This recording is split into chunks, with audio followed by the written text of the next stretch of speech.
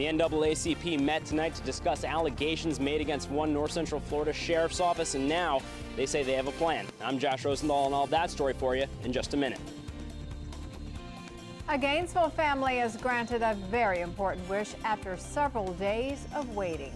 And a man with ties to the Casey Anthony case is now trying to help out in the Haley Cummings case. Still ahead, we'll tell you why he's reaching out to Misty Crosland. The TV 20 News at 11 starts now. Now, from your local source, TV 20 News at 11 in high definition. Good evening. Corruption, unfairness, brutality, all topics at tonight's NAACP meeting in Levy County, and all allegations made against the Levy County Sheriff. This week, TV 20 has been telling you about Deputy Chuck Johnson, who many in Levy County say was only lightly punished after a series of indiscretions, such as using a racial insult and tasering his own dog. Johnson's father is second in command at the Levy County Sheriff's Office. Topic 8 tonight was what the area NAACP should do in response to allegations of preferential treatment made against Sheriff Johnny Smith. TV 20's Josh Rosenthal broke this story early this week and joins us live from the church in Bronson where the meeting took place. Josh, did the NAACP decide what course of action to take tonight? They did, Dave. They passed out these complaint forms, and basically people wrote about incidents in the past where they say they were treated unfairly by sheriff's deputies, and the plan is to make copies of all of the paperworks and send one set of them to the Florida Department of Law Enforcement and one set to the governor, and the hope is that something gets done about it, at least investigated. Now, many of the stories that were written about on these forms were shared out loud tonight as well, and at times this meeting got very emotional. This is when people need to stand together and say, oh no, this is not going to happen. Very heavy allegations. People claim that they feel African-American Sheriff's Office employees aren't promoted as quickly as their white counterparts or at all. They also claim that African-American employees are fired more quickly from the Sheriff's Office than white employees. One man said he used to work in the jail and saw inmates get abused. One woman claimed she was wrongly accused of a crime and lost her job because of it, even though the charges were later dropped. Now, I want to point out that these were just claims that people made at the meeting tonight. They aren't proven facts at this point. But the NAACP president, Al J. Carnegie Sr., said that the bottom line is African Americans in this community feel like they've been getting abused by the Levy County Sheriff's Office for years. Discrimination is alive and well. And we as a people, you better wake up and smell the coffee. Now, obviously, this was a very serious and, like I said earlier, emotional meeting, but there was one kind of ironic moment. After the meeting had adjourned, people were still standing around talking, and this sign was found underneath a seat in the church. It says, "Re-elect Johnny Smith for Sheriff, Levy County," and a few of the people here that had been very serious all night did get a little bit of a chuckle out of it. Back to you, David and Paige. Josh, before you go, what is the ultimate outcome the NAACP desires here? Mr. Carnegie says that if all of the statements that were made tonight are proven to be true, then in that case, he thinks that Sheriff Johnny Smith should be replaced. He says, regardless of whether or not those facts are proven true, because of what's already been substantiated, he feels as though Colonel Mike Johnson should be fired, as well as his son, Deputy Chuck Johnson.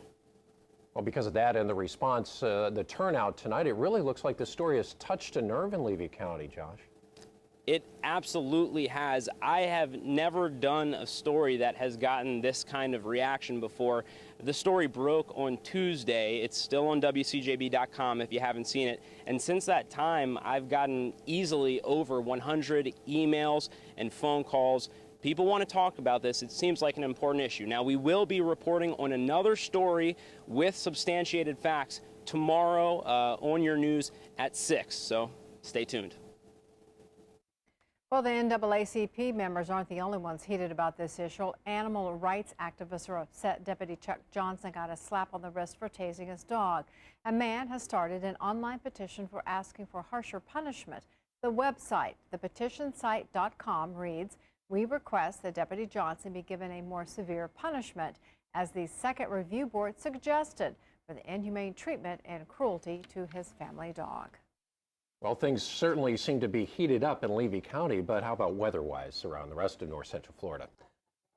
It's cooling off a little bit, but we're going to expect to see a lot of cloud cover stay with us. We'll keep the temperatures up more than they have been in the overnight hours, but also expecting to see quite a bit of rain during the daytime on Friday. Take a look out there now. You'll see what's going on as far as these showers and thunderstorms. Most of them back out towards the west near Mobile Bay and southwards into the Gulf of Mexico. This line will weaken quite a bit before it moves towards north central Florida, but we will see the rain begin to move in. Heaviest rainfall overnight will be back into parts of Alabama and Georgia. Mississippi, looks like the heaviest rain for them is finally coming to an end, but this rain mass is moving off towards the east and the northeast where the area of low pressure, as that'll tap into some of that Gulf moisture, and that'll be moving back in here across north central Florida. No rainfall out there, even though we do have some radar echoes here. Most of that is not reaching the ground. Some light precipitation way up in the atmosphere, but it does evaporate before getting to the surface. Temperatures holding in the upper 50s and low 60s, 63 at Cedar Key as well as Ocala, 58 in Gainesville, and also 58 back up towards Lake City. So only expect to see the temperature drop 1 or 2 more degrees. Then we head overnight, isolated showers possible. And during the daytime tomorrow, we'll start out around 62 at 8 o'clock in the morning. A few showers there, heavier showers and thunderstorms by noon. And we'll keep the rain going through the afternoon hours with a high near 75. And what does the weekend shape up like? We'll have more on that and tell you when this rain will come to an end. It's a much warmer night indoors for a developmentally disabled man who had been missing since Tuesday. His family says it's a blessing he was found alive late this afternoon. TV 20's Jordan Smith brings us his reunion with his mother. Vernon Hunter was last seen yesterday leaving Lofton High School in Gainesville and was found today around 5:30 in a park near his home, leaving his family wondering what happened to him during that time in between, but embracing the fact that he's home. What did you do when you first saw your mother? That's right. That's what he did. That's what he did. No words necessary. Vernon Hunter Jr. was elated to see his mother, and the feeling was mutual. After spending more than a day outdoors all alone, he was also excited to see some dinner. Corinne Hunter says she first became worried about her son when he didn't return home from Lofton High School on Tuesday. He's been a landscaper at the school for more than 15 years and has never been late coming home. Almost 40 GPD officers combed the neighborhood in the east side of Gainesville, hoping to spot him. And I thank all the people who was involved. I appreciate that. Alan Lynn is a friend and co-worker of Hunter's, and he says they ride their bikes to work together. He also says it was lonely riding by himself today. I missed him. Lynn and other neighbors also helped with the search. Hunter was found by a detective in Boulder Springs Park, just a few blocks from his house. He indicated he'd been in the park almost the entire time. You got confused, didn't you? Got the flu. Now the family says there's no doubt Hunter is back where he belongs. I thank the Lord for letting you come home safe and sound. Safe and sound. Officials say after being missing for more than 30 hours, Vernon Hunter is a little dehydrated, but other than that, he's doing just fine. Jordan Smith, TV 20 News. Well, for almost 4 years now, he's maintained shooting and killing his roommate was just an accident. But for the third time, Leo Dorbad took the stand to make his own defense. The first trial ended in a hung jury. The second was overturned on appeal. Today, Dorbad told the third jury to hear his case that the night he shot Don Luciano in 2006, he heard a noise in the garage, grabbed a gun, and walked into Luciano's bedroom. He also testified that the gun went off while he was trying to turn off the television in the bedroom. That moment there, I went to hit the button, and I seen Don just move quick, and it all happened. I just came up like startled me, and I just, the gun went off. I said, "Did the gun go off?" He said, "Yes, sir." Is planning to call one more witness Friday morning before closing arguments are made and it's turned over to the jury. A verdict is expected sometime tomorrow. There's some extra credit work to be done for school kids next week, and it all takes place by just showing up for class. Next week is when students will be counted as part of FTE week.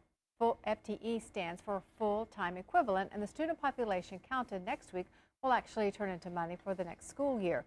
Absences can result in a loss of education dollars. A student must be in attendance at least one day next week to be included in the count.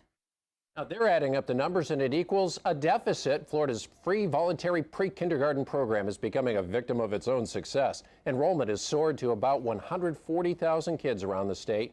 But state funding isn't keeping up with the growing demand. The VPK program is already $8 million short this year, and additional budget cuts could set it back even more. The dollar per child is going to go down because it's free, and they're just figuring it out, and they're starting to come in out of the bushes and out of the hinterland. The Early Learning Coalition says if funding is cut, some providers may decide to stop administering the program. Pre-K providers may be forced to lay off teachers to make ends meet if the funding is cut. Christy Crossland remains under scrutiny since 5-year-old Haley Cummings disappeared while under her care. Now that she's behind bars, one man is trying to lend her a helping hand. We'll tell you who's trying to bail Crossland out of jail and why. Plus, Toyota is facing more troubles, and this time with another model of cars. We'll explain. TV 20 News at 11 is back in a moment.